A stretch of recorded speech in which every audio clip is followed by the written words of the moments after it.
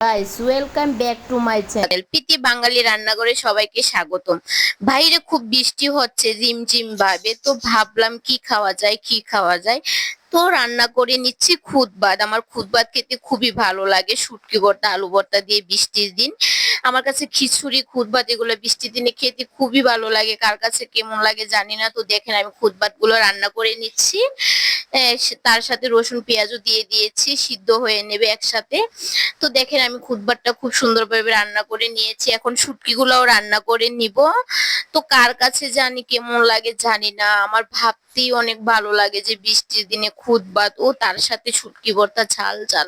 তো আমি শুটকি ভর্তাটাও ঝাল ঝাল ভাবে রান্না করে নেব, কারণ আমি বৃষ্টির দিনে ঝাল ঝাল খেতে আমার খুবই ভালো লাগে, তার সাথে যদি হয় খুদবাত। তো আমার তো ভালো লাগে, আপনাদের কেমন লাগে অবশ্যই আমাকে কমেন্ট করে জানাবেন।